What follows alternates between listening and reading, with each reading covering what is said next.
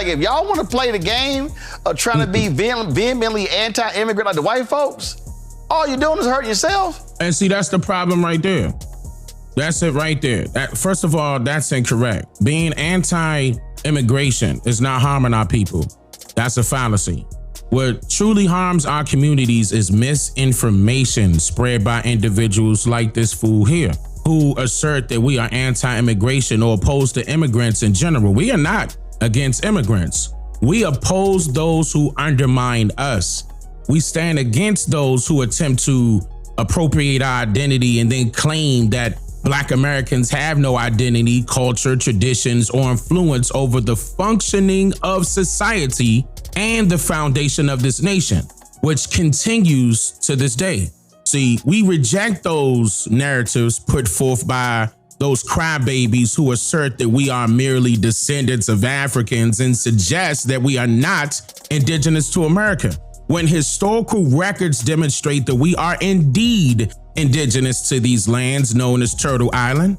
Okay? This is especially evident when you consider the countless instances of our racial identity being altered repeatedly over and over and over and over. A phenomenon unmatched by any other racial group since the census began in 1790. See how they can't relate to us? We oppose those lies that they will tell by saying that our people did not set trends or shape today's society or social culture, especially on social media platforms, for example.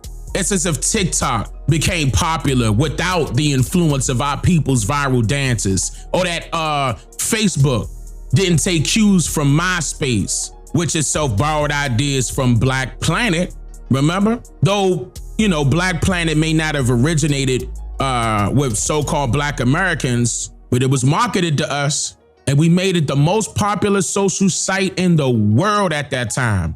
Can't you house Negroes see how unfair that companies like Mercedes, Gucci, Prada, Balenciaga, and all the rest of those overpriced jewelry stores aren't compensating us for our culturally dominating influence? Our styles, how we dress, how we speak, how we act are being replicated without acknowledgement. The NBA and NFL would not be as popular or profitable as they are right now if our athletes were not the stars of each game.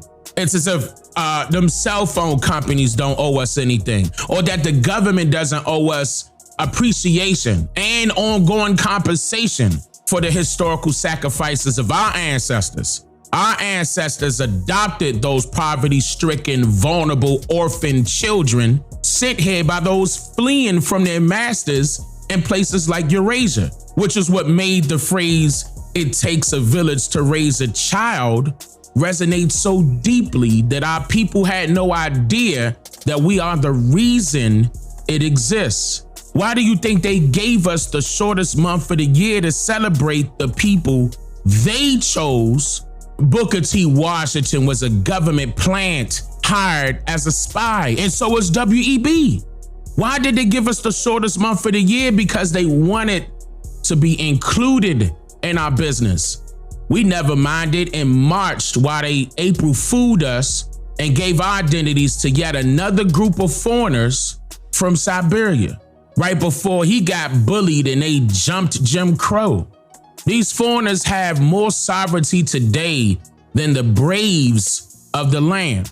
So again, it's not about us being against them, because if we were in their shoes, we would be scrambling to come to America too, since the American government gives them a handout called the American Dream that they experience while they're awake under the color of law.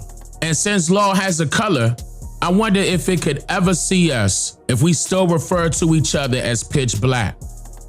I'm Dane Calloway, and I'm just here to make you think.